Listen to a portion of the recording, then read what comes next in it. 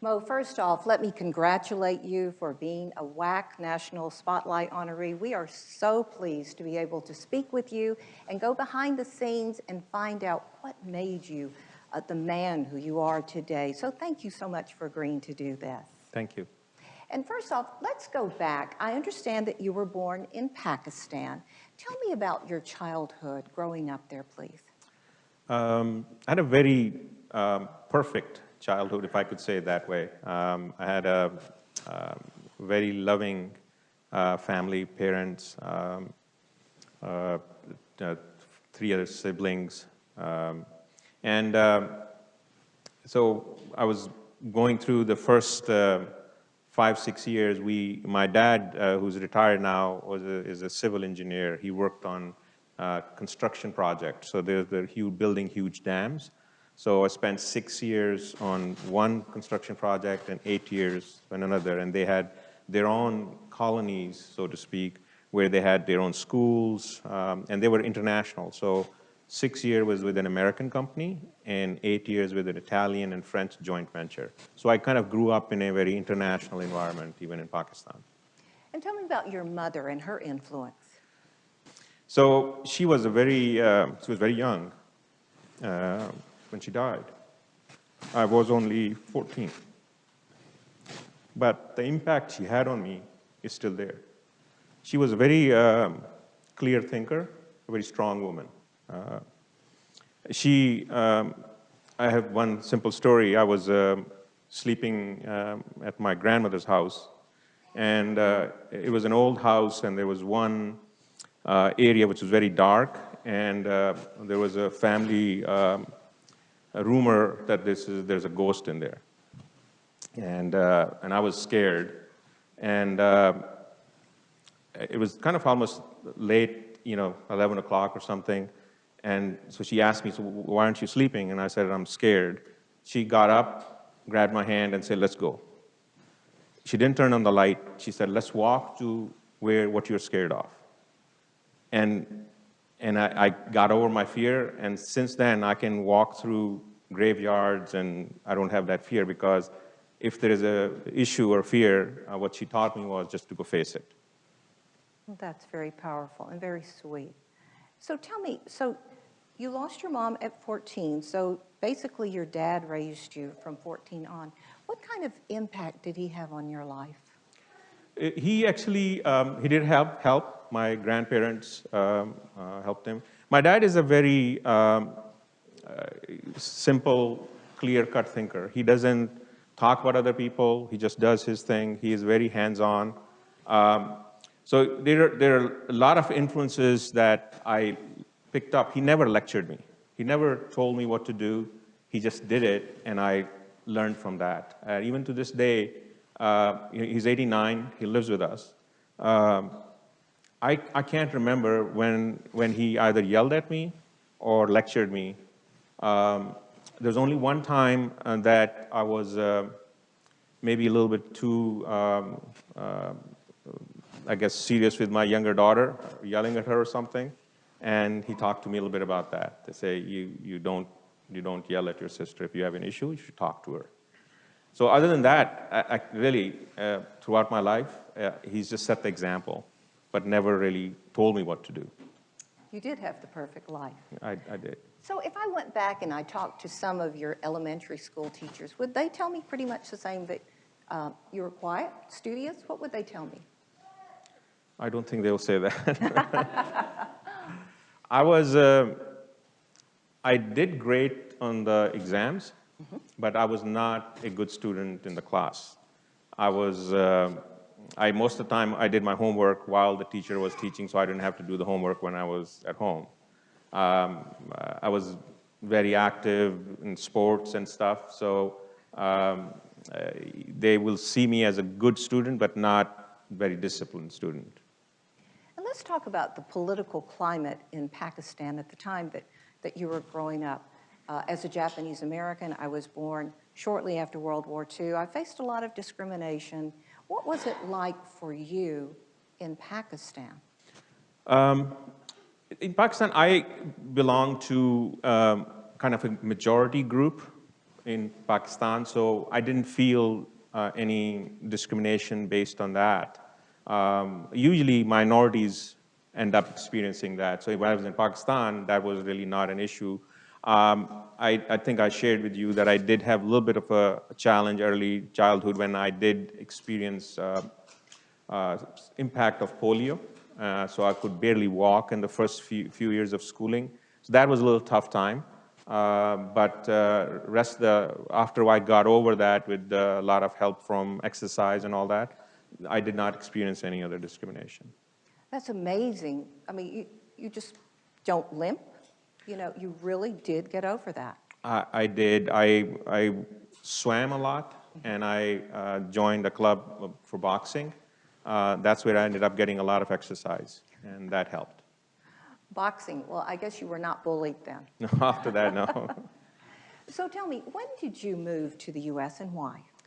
So a few years after my mother passed away, my dad decided to move to States. So he ended up joining the company he was working for in Pakistan, and that was in California. And I have a younger brother who was only 2 years old when my mother died. So my dad wanted to keep him with him. So I was voluntold that I was coming to States. I was reluctant. I was enjoying life in Pakistan as a young boy, and so my dad said, he traveled a lot, so he said he needed help to take care of my brother. So how old were you when you moved here? I was actually almost 21. So he moved after a few years, then he spent 2-3 years by himself here, and then we ended up joining him later.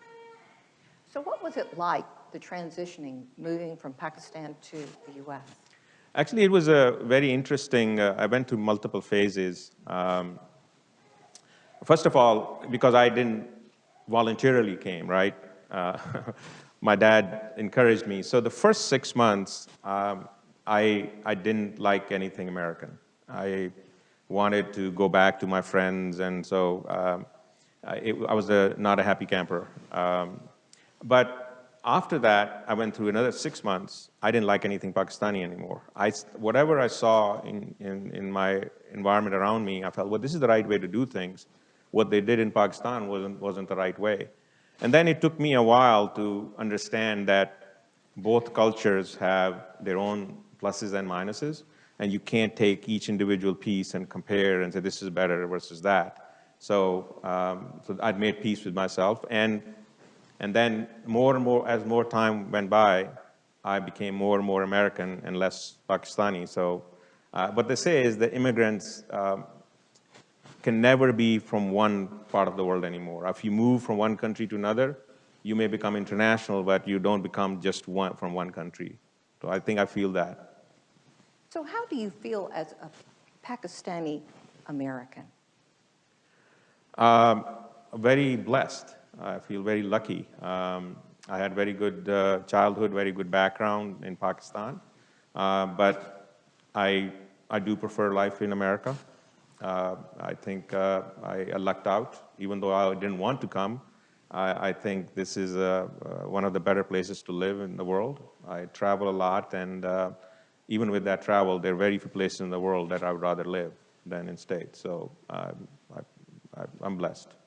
You were 21. Now, what about the English language? Were you speaking English at the time? Yeah, because I remember I grew up in these small construction projects. I mean, when I say small, but they were thousands of people, but they were contained within a boundary, and they were American for 6 years and Italian and French for about 8 years. So I grew up in that environment. But I do have a funny story about my English language. I had arrived in States, and within about 2 weeks or so, I applied for a summer student job at a company close by. And in those days, everybody wore suit and tie, so I bought a new suit and a tie. It was a little tight. I'm nervous as heck. I had never worked before. In Pakistan, I didn't work. I was just going to school and enjoying life. So I got into the elevator, and this very well-dressed woman walked into the elevator right behind me, and she said something. and I didn't understand what she said. So she repeated and then I didn't understand, so I said, "Pardon me?" And she said, "Oh, you don't speak Spanish." So what was going through my head was, she's speaking English, and I'm not understanding, so I'm ready to sweat. I don't know how I'm going to survive it. I had never heard Spanish before.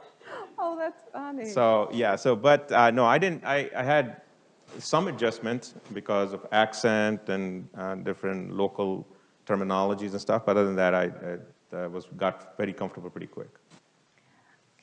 So now, walk me briefly through your career. So, so that company that I joined as a summer student, at the end of 2 months, I was planning to go to school full time. I had done a equivalent to an AA degree in Pakistan, so there were 2 more years for undergrad. So I was planning to go to school. I got really lucky. I was working for a brilliant man, Richard Darling was his name. He was a MBA from Harvard. He was a fantastic financial mind. He was the treasurer of that company, knew finance upside down, but didn't have very strong people skills. But I didn't know any better.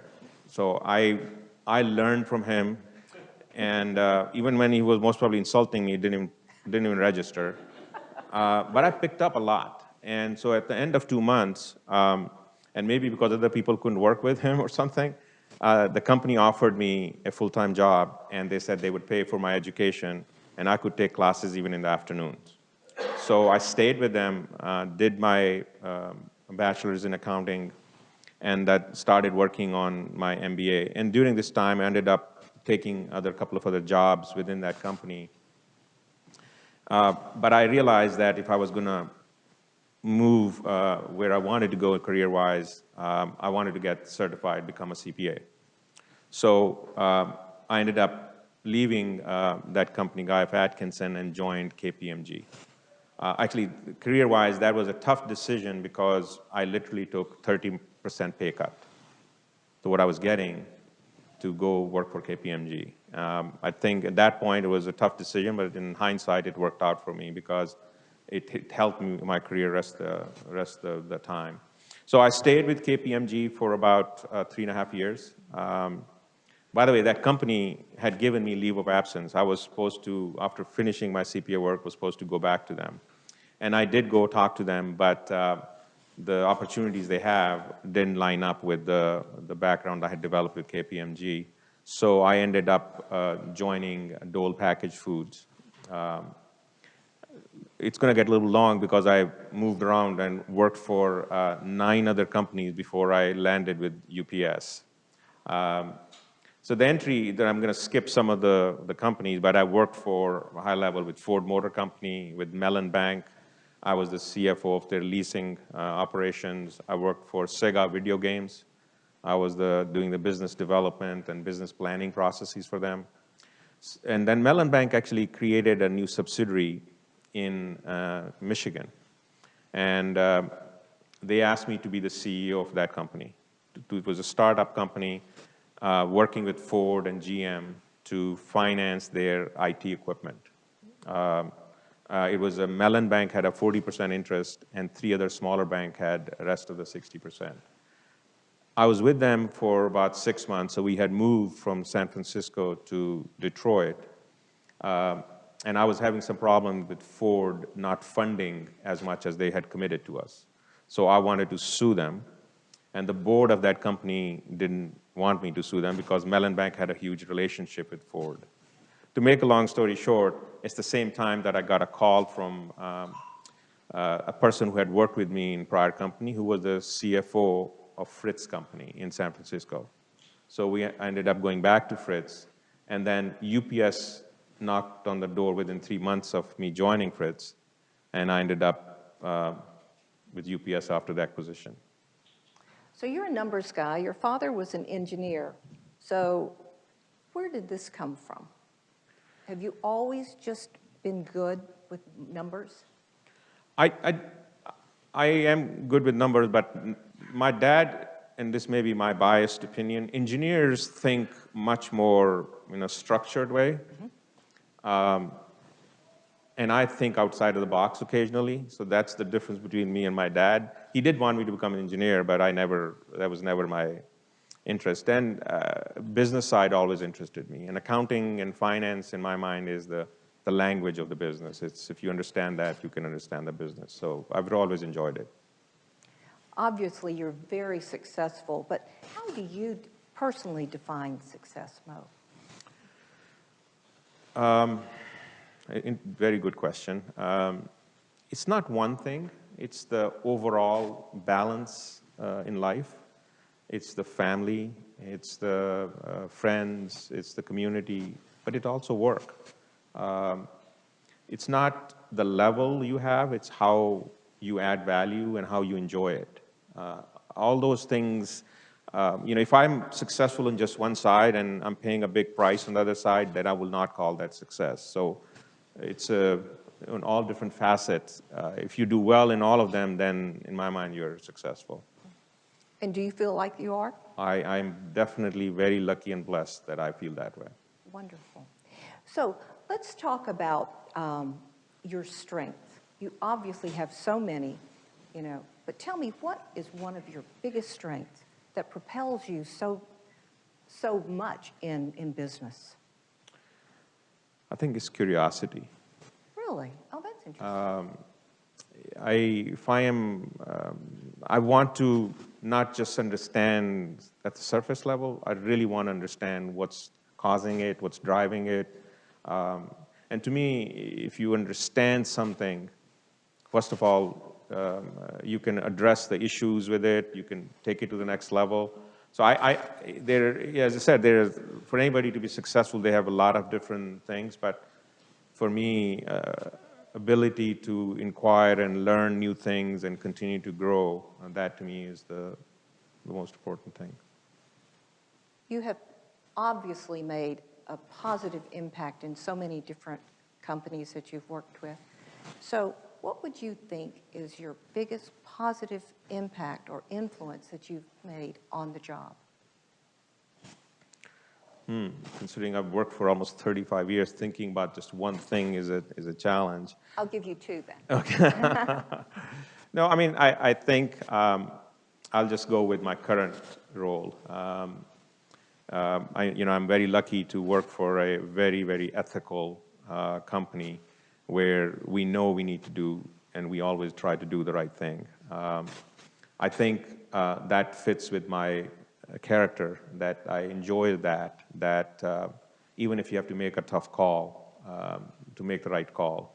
And I'm hoping that within my own group and to some extent the company, that I'm creating that same influence, that we can deal with whatever the issue is, just call it the way it is and deal with it.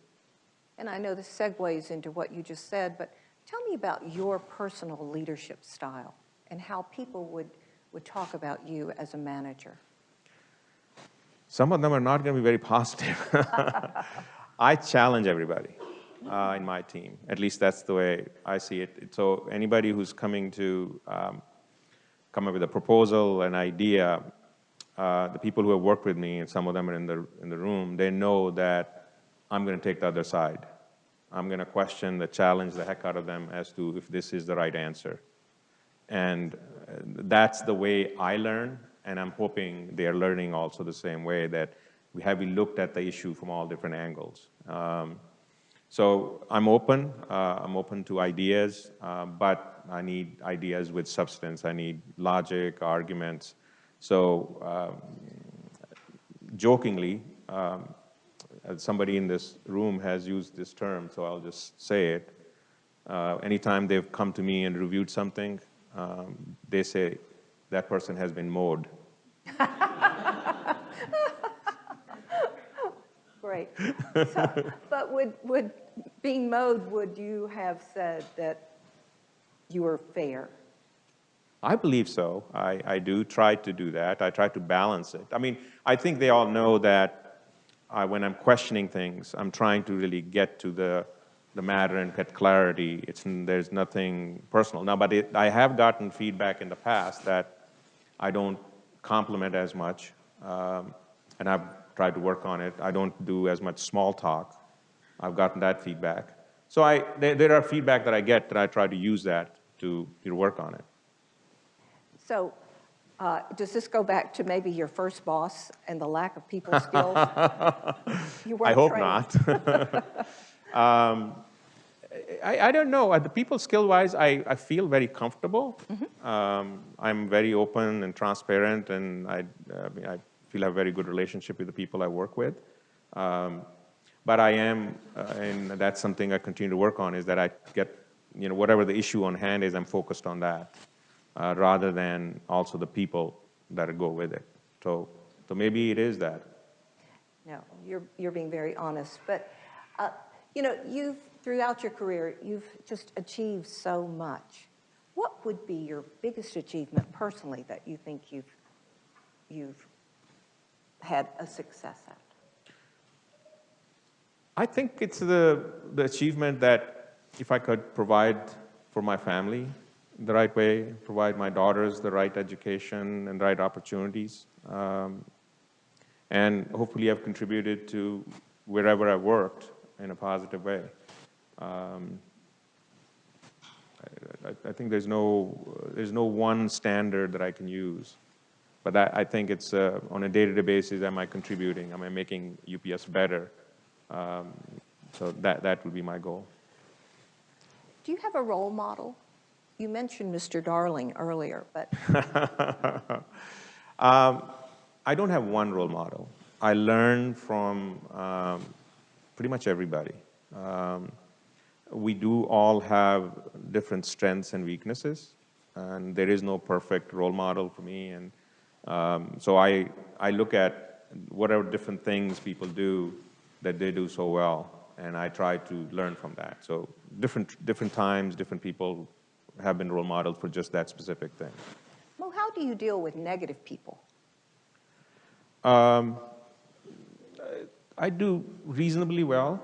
I don't react too strongly to negative. I can take it and then respond to it, and try to bring them back to the middle. Because even sometimes when somebody is negative or providing me with negative feedback, there may still be some merit. Now maybe they're not expressing it the best way. So there is still an opportunity to take that feedback and see if I can use it. What inspires you? I think I want to do well. I want to do the right thing. So whatever I'm doing, I don't want to just do it the way it was done before. I want to do it better. So those are the things that drive me. If you give me even the simplest task, I'm going to try to figure out before I even start, can I do it faster, better, versus just doing it. Are you an overachiever? In some things, yes. In some things, no. I think my wife will say that I'm not an overachiever in the house, around the house. I don't do things very well. My dad will most probably point out that I don't fix anything around the house. But when I'm working specific thing at work, I try to do the best I can. Well, what makes Mo happy? Actually, I'm basically a happy-go-lucky guy. I enjoy humor.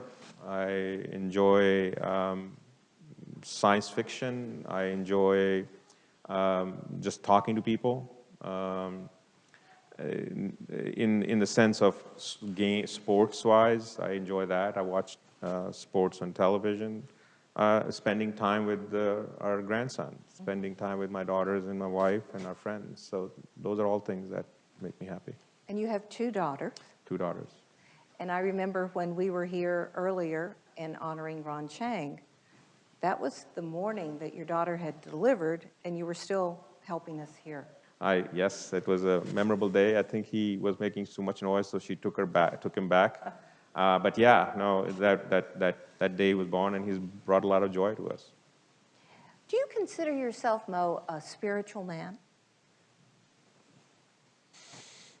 I don't know about that. I am I want to be, but I question everything, and I want to understand everything. And sometimes those things are maybe above my abilities to understand, and I struggle with those. What keeps Mo focused? If it's clear to me what I'm trying to accomplish, I get extremely focused. But if I'm not clear on that, I am not focused at all. So once I know if I need to get something done, the rest of the things go away, and I'll get that done.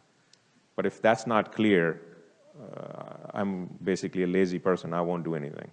So we're going back to your wife and all these things that the honey-do list at the house. She's not clear then, Yeah, right? It's her fault. I don't see the logic and benefit of me doing it. So just kidding aside, but the one joke is that actually, even when I came to States and my dad would around the house, if something needed to be done, he would say, "Mo, are you going to do this?" I said, "Yeah, sure, no problem. I'll take care of it." 10 minutes later, my dad, who is the kind of person he is, he's going to pick up and do it himself. So he did not train me. So his argument is, if you need to do something tomorrow, you might as well get it done today. My argument is, if you don't need to do something today, don't do it, because maybe you will never have to do it. So. Everybody I talk to about you, Mo, they always say wonderful things, and then there's always something they say, it's about your volunteer spirit. I hear that from so many different people. Tell me about your volunteering. I do, you asked me a question, and I did not say volunteering, but that definitely does bring joy to me. And actually, I credit my wife, my daughters, and our friends that got me into volunteering. So we have an organization called Glitter of Hope that our friend kind of started and got us recruited to work on it. And basically what it does is that organization, there are a lot of refugees that come and settle in Clarkston. And especially there are a lot of women and kids without their husbands or anybody to take care of them. A lot of them have other disabilities. And so a lot of time, our families kind of try to go and volunteer there to help. So that's one area and I do get a lot of joy out of that. And now my daughter has been very active, Shaina, and Summer is working on it, so Nadia is involved. So it's a family affair with a lot of our friends. So get a joy out of that too. That's wonderful leadership that you have, including the whole family. Yeah. So what's left on your bucket list of things to do? I think I'm too young to make a bucket list. No. I'm in denial, by the way, about my age. Okay. So I do have a lot of things that I do want to do. I've traveled a lot for work, but there are very few places that I've really done any sightseeing. Actually, just last time we were traveling, and we were traveling with our boss, Norm, he literally made us go to some place that I'd never enjoyed before. I went to a museum and enjoyed it. Those are some things I need to work on, because I've been so work-driven that as time goes on, I want to enjoy some of those things, to travel and enjoy various cultural things. Mm-hmm. Well, if you had all of the power in the world, what would you do with that?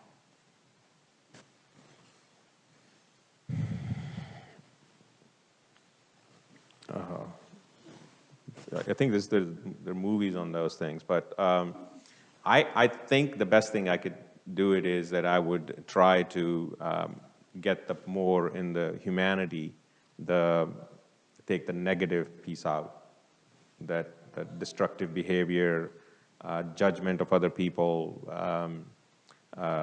us versus them, create more a positive approach to solve the problems. I won't solve all the problems even if I had the power, because solving problems is what gets us to grow and evolve, but create a little bit more positive way of approaching it. And finally, what legacy do you want to leave, either personally or professionally? I don't think it's a legacy, maybe too grandiose word. I hope that when I'm gone, that people think that I added value and I did the right thing when needed to be done. And I'm sure that's what I hear already. So you've already created your legacy. All right. Mo, congratulations again for the WWAAC thank you. National Spotlight Award. All right. And we're very Thank proud you. of you. Thank you very much.